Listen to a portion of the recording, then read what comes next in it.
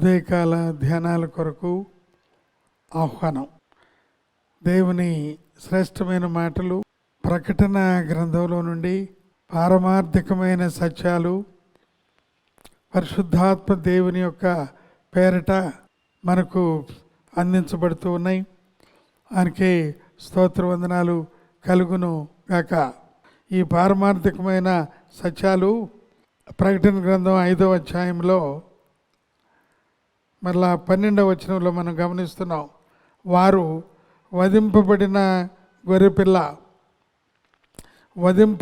గొర్రెపిల్ల శక్తియు ఐశ్వర్యమును జ్ఞానమును బలమును మహిమయు ఘనతయు స్తోత్రమును పొందనర్హుడని గొప్ప స్వరముతో చెప్పుచుండిరి.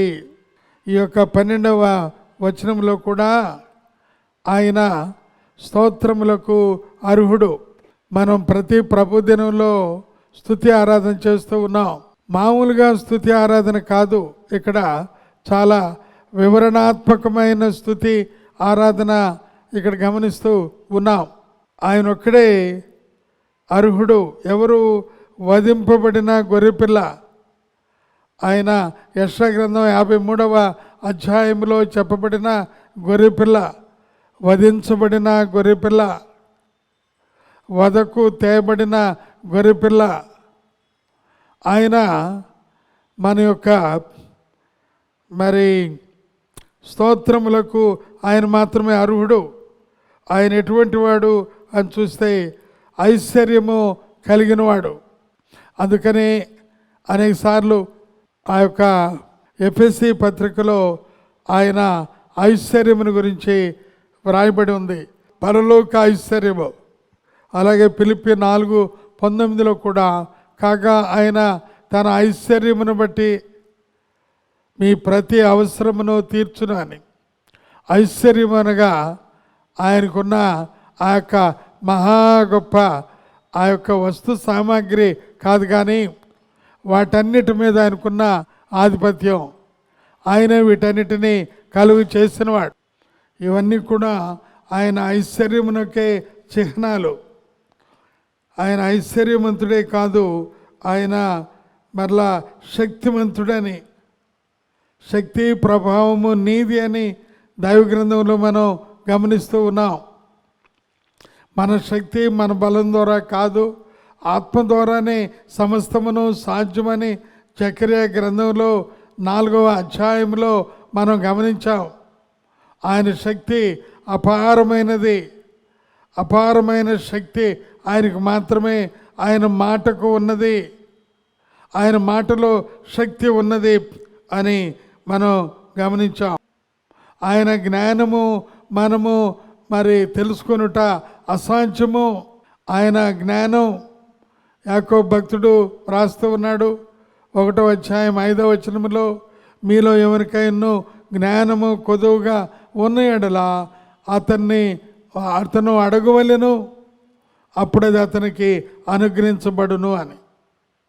అలాగే యాకోబు పత్రికలో పైనుండి వచ్చే జ్ఞానము ఆ వ్యక్తిని బలపరచును, ఆ వ్యక్తికి సర్వజ్ఞాన సంపదలు కలుగా చేయను. బుద్ధి జ్ఞాన సర్వ సంపదలు ఆయన యందే గుప్తములై ఉన్నవి అని. యెహోవా యందు భయభక్తులు కలిగి ఉండుట జ్ఞానమునకు మూలము అని. కాబట్టి ఆయన జ్ఞానమై ఉన్నాడు అనే విషయం మనం ఒకసారి ఇక్కడ తెలుసుకుంటూ ఉన్నాం ప్రియులారా. ఆయన జ్ఞానము. తర్వాత ఆయనే బలమై ఉన్నాడు అని, ఆయన బలమై ఉన్నాడని కీర్తనకారుడు చాలాసార్లు ఆయన కీర్తనలో ఆయన నాకు బలమై ఉన్నాడు, నా కేడమై ఉన్నాడు అని ఆయన వ్రాశారు. ఆయనే బలమై ఉన్నాడు. అలాగే ఘనత, ఆయన ఘనత చాలా గొప్పది అని. తర్వాత మహిమకి కూడా ఆయన అర్హుడు.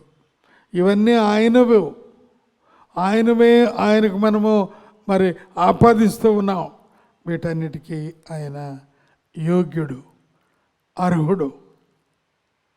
ఇవన్నీ కలిగిన ఆ ప్రభు నీతో నాతో వాటిని పంచుకుంటానికి ఇష్టపడుతూ ఉన్నాడు. అందుకు ఆయనకెంతో స్తోత్రాలు చెల్లించుకుంటూ ఈ స్తుతి ఆరాధన మనం ముగించుకుంటూ ఉన్నాం. దేవుడు ఈ మాటలు దీవించి ఆశీర్వదించును గాక. ఆమేన్.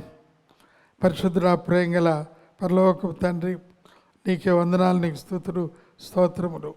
ఆశ్చర్యకరుడు, అద్భుతాలు జరిగించు దేవుడు, ఎంతైనా నమ్మదైన మా తండ్రి నాయన, సమస్త మహిమ ఘనత ప్రభావానికి నీవు యోగ్యుడు ప్రభా.